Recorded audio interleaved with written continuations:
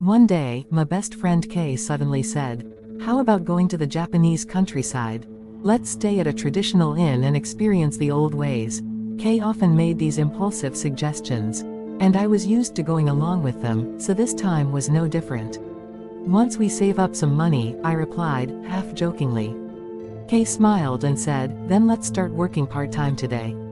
We can go next year."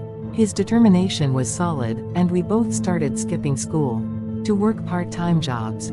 Eventually, after a year, we saved enough money to make the trip. The journey would be a 2-night, free day stay at a traditional inn in the countryside. As we rode the train to the rural area, Kay was excitedly flipping through travel magazines. I felt my own excitement growing as well. When we arrived at the rural station, we took a small bus further into the countryside. The inn we reached seemed like a step back in time, surrounded by a beautiful garden. We were assigned our rooms. Mine was room 12, and Kay's was room 14. We had some time before dinner, so we decided to explore the area. As we walked along the river, we came across an old house with a sign that said, "Izakaya," a Japanese-style pub. We decided to have a drink there. The atmosphere of the izakaya was wonderful, and a few locals were enjoying their drinks inside. We took a seat and enjoyed some local food with our drinks. Time passed, and we returned to the inn for dinner. Dinner consisted of traditional country dishes. Kay and I enjoyed the meal and had more local drinks. That night, I fell into a deep sleep. But Kay looked visibly sleep-deprived the next morning, with dark circles under his eyes. "Did something happen?" I asked. Kay hesitated a bit before starting to speak. "Something weird happened last night.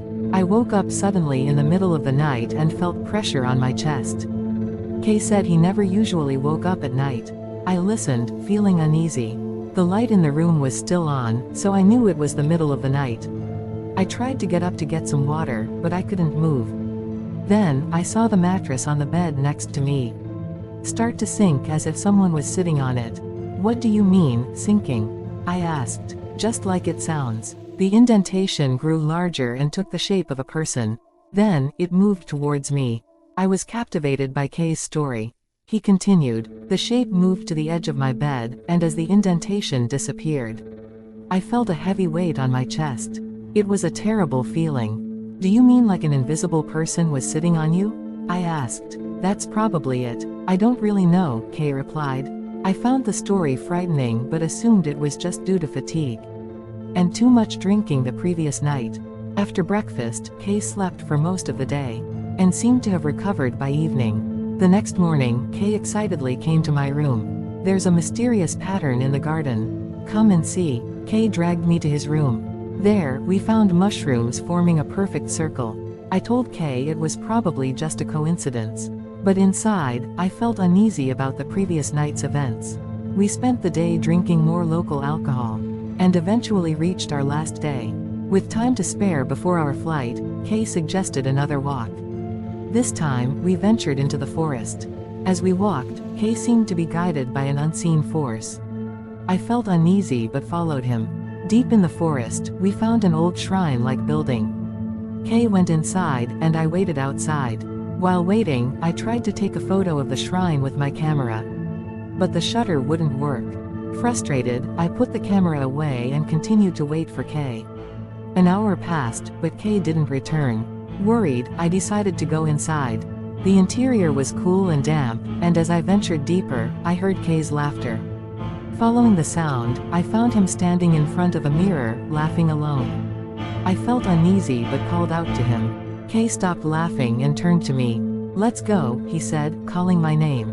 I sensed something was off. Kay looked and sounded the same, but he felt like a different person. This feeling grew stronger on our flight back. Kay responded to my stories with nods but never initiated conversation. When I asked him questions, he became irritated and glared at me before falling asleep.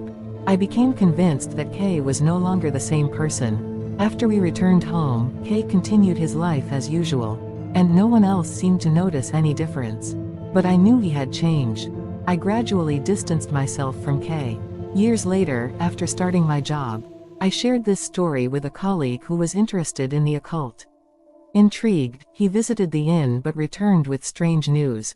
There was no room 12 or 14. The innkeeper said those rooms never existed.